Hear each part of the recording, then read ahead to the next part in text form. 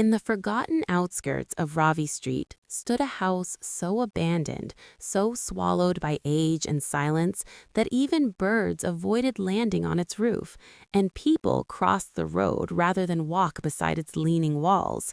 And it was into this decaying monument of shadows that Samir Khan, a quiet, ordinary caretaker tasked with clearing old properties, stepped one muted afternoon, unaware that the moment he crossed the threshold, something ancient and patient awakened in the air around him, watching him with invisible eyes.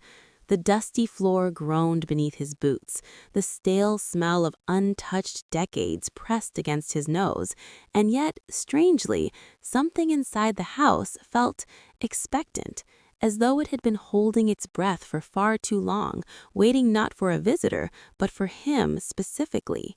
In the center hall, lit only by slanted beams of dying sunlight, he found a lonely table untouched by dust, upon which lay a leather-bound diary titled The Book of Echoes, a book preserved with unnatural perfection amid ruin, and curiosity tugged at him like a cold hand on his sleeve until he opened the cover and found the name Evelyn Adil, 1953, written in elegant ink, followed by the chilling sentence, "Every story written here is a life ended in shadow," after which the pages unfolded into visions vivid as waking dreams. Evelyn, a beloved schoolteacher, who began hearing whispers from her mirror promising forbidden knowledge, until those whispers called her every night, hollowing her heart and filling her with an eerie calm before her mysterious disappearance, leaving her mirror shattered and her house sealed from within. Before Samir could recover from the chill creeping down his spine, he turned the next page and met the tragedy of Captain Farid Hilal, fearless naval explorer, who saw a glowing woman standing atop the raging sea one stormy night, her eyes reflecting the moon like sharpened blades, calling him with a single beckoning finger, luring him from safety until he rode into the heart of darkness and was found days later with his eyes frozen open in terror. Then came the tale of Haider Shalkat, the gifted artist whose dream visions painted impossible worlds, forests without wind, rivers flowing backward, upside-down cities, but most hauntingly, a woman by a lone floating window, begging silently for help until the visions drained him dry as he painted her again and again, collapsing dead with his brush mid-stroke.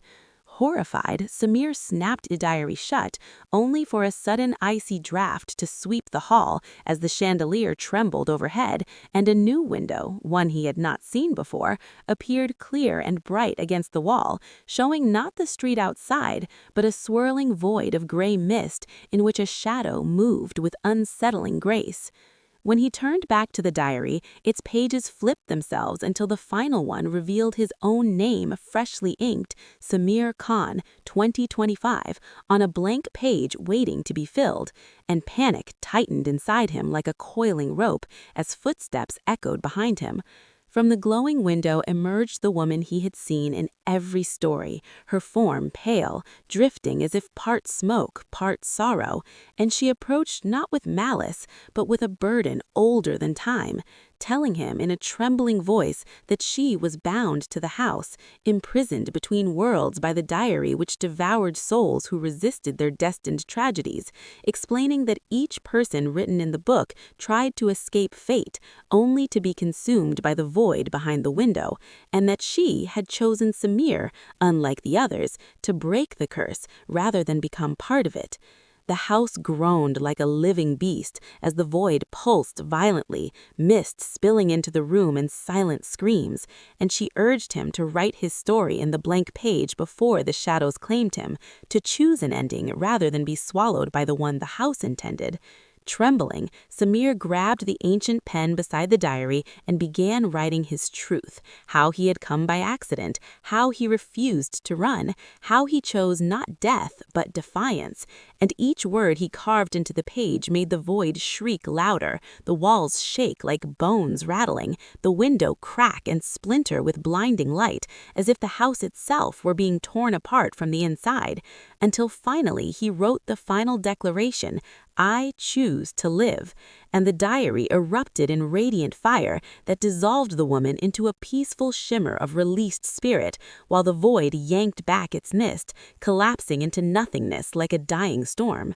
When the quiet returned, the house felt like just a house, empty, broken, harmless, and Samir, breathless and shaking, stepped outside into the warm daylight, feeling a weight lift from his chest, unaware that a single fleck of glowing ash from the destroyed diary had slipped silently into his jacket pocket, pulsing faintly like a heartbeat.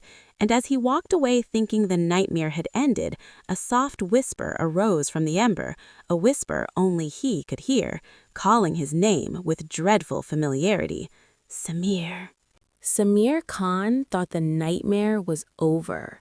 He truly believed that once the cursed diary burned and the shadow woman dissolved into light, he had escaped the fate written for him. He believed the house had released him. But curses don't end. They shift. Samir reached home just after sunset, exhausted, shaken, and desperate for reality to feel normal again. He washed his face, made tea with trembling hands, and sat on his small balcony to breathe in the warm night air. For a short while, the world felt peaceful. The crickets chirped. A distant motorbike hummed down the street. Life moved like it always had. Until he heard it. A faint whisper. Soft, thin, almost hidden inside the breeze. Samir. His cup slipped from his hand, smashing on the floor. He froze. No, he muttered to himself. No, I left that place. It's over. I'm safe. But when he pressed a hand against his chest, he felt heat, like something warm pulsed inside his pocket. Slowly, he reached in. His fingers brushed something small, something alive. He pulled it out.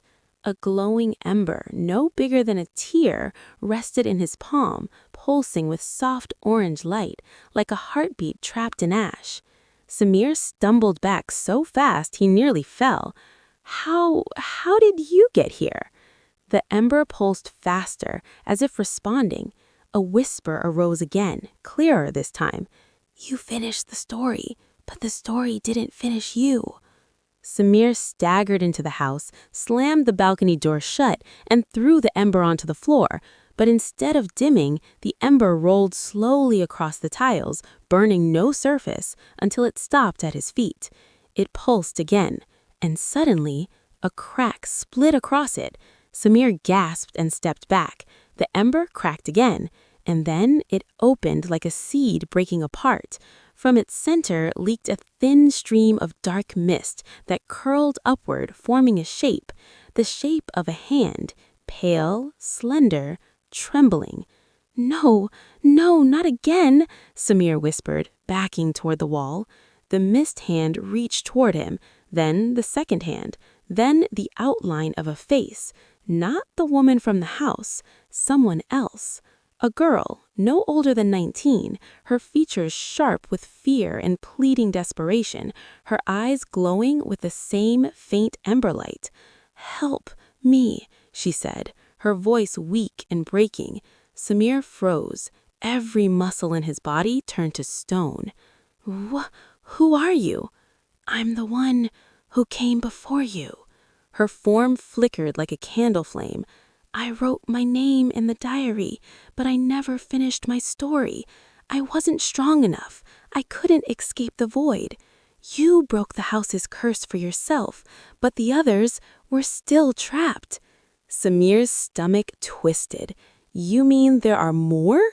The girl nodded painfully. Dozens, maybe hundreds. Souls bound to stories that never ended. Destinies interrupted, cycles never closed. Without the diary, the house cannot hold them anymore. They're drifting, lost, and they followed the last spark of the curse. She pointed at him. You. Samir felt the air thicken. You brought the ember back, and now every unfinished echo is coming for it. What do they want? Samir asked, though he already feared the answer. To finish what was written for them, or to pull someone else in to finish it for them. She took a trembling step toward him. Samir, The void is not gone. It's looking for a new anchor. The house was one, the diary was another, and now, her voice faded into a trembling whisper, you are the third. The ember pulsed harder. The lights in Samir's home flickered. The air temperature dropped instantly. Shadows around the room stretched long and thin, moving on their own. The girl looked at him in terror. They're here. Samir grabbed her wrist. What do I do? Tell me. Her gaze locked onto his. You must go back. Samir's blood ran cold. Back? Where? She pointed at the window. Not his balcony window, the window behind her. A window that did not belong in his house. A window that was floating, glowing, forming out of swirling mist. It was the same window from the diary, the same window Hyder's painting showed, the same window the woman stepped through. Samir's chest tightened. No, not going back there. You have no choice, the girl whispered. If you don't go willingly, the echoes will drag you. They need an anchor, and you're the only one left. Shadows crawled along the walls like black vines. Whispers filled the room. Dozens of voices, dozens of unfinished stories. Samir, Samir, Samir. The girl squeezed his hand, her voice trembling. If you step through the window, you might save us. And if I don't? She looked at him with hollow, breaking eyes. Then all of us, including you, will be swallowed by the void. The mist window hummed, growing brighter. The shadows closed in. Samir's breath shook. His heart pounded. He stared at the window, the doorway back into the curse he thought he'd escaped. And then he stepped forward. But before entering, he whispered to the girl, Tell me your name. She stared at him with a mix of hope and sorrow. Alina. Samir nodded.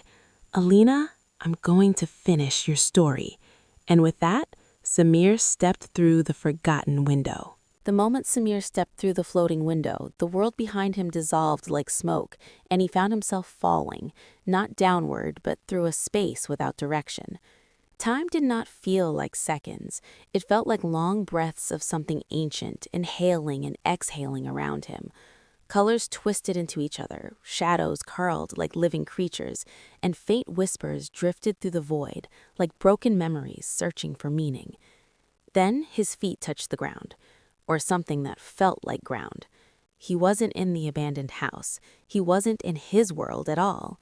He stood in a vast landscape where nothing was natural, yet everything felt vaguely familiar, like pieces stolen from dreams.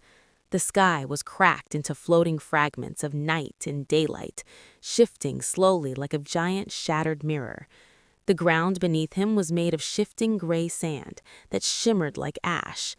In the distance, countless doorways floated in midair, each glowing faintly with a sickly light. Some were broken, some flickered, some appeared half-formed, as though they were trying to become real but didn't know how. This was not a place meant for the living. A voice rose behind him. You're in the realm of unwritten endings. Samir turned. Alina stood there, no longer flickering like mist. Here, her form looked clearer, but still fragile. Her feet didn't touch the ground. She hovered slightly above it, as if she carried no weight at all. Where are the others? Samir asked, scanning the horizon. Alina took a breath she didn't need. All around us, she pointed. Samir followed her gaze. Suddenly, the shifting gray landscape rippled, revealing silhouettes emerging from the mist. Dozens of figures, men, women, children, all translucent, all staring with hollow eyes, as though caught between fear and hope. Every soul from the diary, Evelyn Adil, Captain Farid Hilal, Haider Shaukat, others Samir hadn't read, others whose names never made it into the diary at all. They drifted toward him slowly, their movements ghost-like, their faces pale with longing. Samir's fear tightened. What do they want from me? Alina answered softly. Completion. Their stories were taken from them. their endings stolen, their destinies twisted into shadows so the house could keep feeding the void. Samir frowned. But the house is gone, the diaries destroyed. Yes, Alina whispered, and that is exactly why they're desperate. The void has lost its anchor. Without it, these souls cannot remain here. They have one final chance to reclaim their endings. How? Alina pointed at the floating doorways. Each door is a story, a life frozen at the moment fate changed its path. To free a soul, you must enter their door and finish what they could not. Samir's breath caught. So I have to enter their lives? Yes. Finish their stories? Yes. And if I fail? Alina looked at him with eyes full of sorrow. The void will consume the unfinished story and the soul with it, forever. Samir swallowed hard. So why me? Why am I the one who has to do this? Alina's expression softened. Because you broke your own destiny. You chose to defy what was written for you. You are no longer bound to a single path. Your choices are stronger than fate. Samir looked around, overwhelmed. Who do I help first? Alina hesitated. Before she could answer, the ground trembled beneath them. The sky flickered violently. A low rumbling echoed across the realm. Samir's pulse jumped. What was that? Alina's eyes widened in terror. It's the void, waking. The silhouettes around them began to wail, a chilling, echoing sound that pierced Samir's bones. The floating doors flickered erratically. The air thickened like drowning in fog. Samir grabbed Alina's arm. Tell me what to do, now. She pointed urgently to the closest floating doorway. Samir stared at it. The door was cracked, glowing faintly, showing a glimpse of a stormy ocean beyond, lightning flashing in its depths. A figure floated weakly inside the doorframe, half transparent. Captain Farid. The void is trying to claim him first. He's closest to the collapse. Samir's heartbeat pounded in his ears. I have to finish his story? Alina nodded desperately. Enter before the void does. Samir took a deep breath, looked at the trembling doorway, and stepped forward. But something caught his wrist. He turned. It was Evelyn Adil. Her translucent face desperately pleaded with him, her hollow voice whispering, Save me next. Samir swallowed and nodded. I will. The void roared behind the horizon. Time was running out. He looked at Alina. I'll come back. Alina floated closer, her voice trembling. Samir, be careful. Inside these doors, the stories are alive. They don't always want to end the way they should. What does that mean? She looked at him like she wished she didn't have to say it. Some endings fight back. A violent crack of thunder surged through the realm. Samir took one final breath, braced himself, and stepped through Captain Farid's doorway, straight into the storm that killed the captain. The storm outside roared like a creature awakened from a centuries-old slumber as Ayan stepped back into the house, his breath heavy, his heartbeat irregular, his hands trembling from everything he had witnessed in the forgotten timeline where the diary had taken him. The echo of his name, Ayan, still vibrated in his mind like a whispered threat. The house greeted him with silence, but it wasn't the silence of emptiness. It was the silence of something watching, calculating, waiting. The corridor lights flickered once, twice, and then glowed a dim, sickly yellow, as though warning him, you are not alone here anymore. The diary lay on the floor exactly where he had dropped it earlier, but now the pages were moving on their own, fluttering rapidly like a wounded bird trying to escape its cage. A gust of icy air swept through the hallway, even though every window was closed. When Ayan approached the diary, the pages suddenly stopped, on the same blank one that had shown his name. Only now something new had appeared beneath it. A single sentence, written in a shaky, unfamiliar handwriting, dripping with some dark, ink-like substance. It said, You have returned, but you are not the one who came back. A chill spread through his spine. He touched his face to make sure he was still himself, still human, but his skin felt cold, numb, almost hollow. He whispered to himself, "What does that even mean?" But the house answered in its own way. A soft thud echoed from the upper floor. A slow, dragging sound. Footsteps, but not his. He forced himself to walk upstairs, each step creaking like a warning. The air grew thicker, denser, as though something invisible was pressing against his chest, trying to suffocate him. His vision blurred for a moment, and he felt dizzy, almost like the world around him shifted a little to the left, as if he wasn't aligned with reality anymore.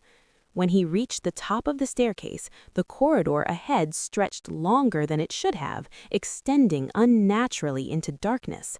Doors that weren't there before appeared, old, uneven, with symbols carved into the wood, symbols he had seen on the diary's earlier pages. "This wasn't here," he whispered, but the corridor didn't care. It kept expanding, breathing slowly as though the house itself lived. Then he heard it. A voice, low, whispering, right beside his ear. "Ayan." He spun around. Nothing. But when he turned back, one of the new doors stood slightly open, breathing out cold mist. Something inside was moving. Not walking, slithering.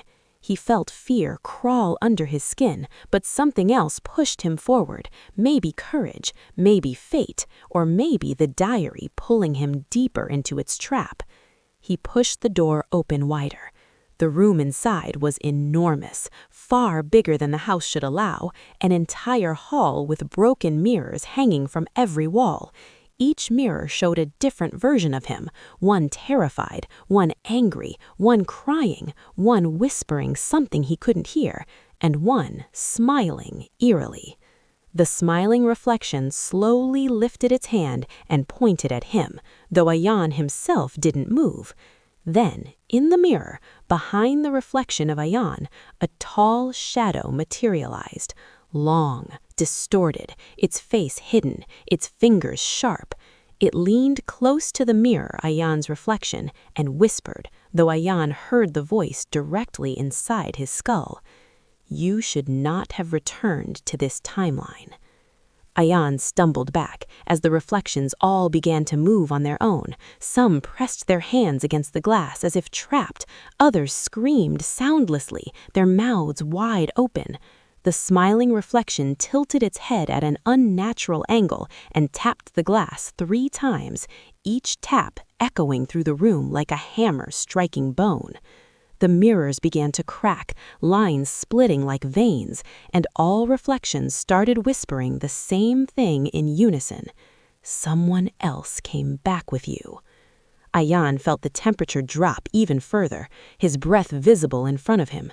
Panic surged through him as he turned to leave the room, but when he reached the door, it had vanished, replaced by another mirror.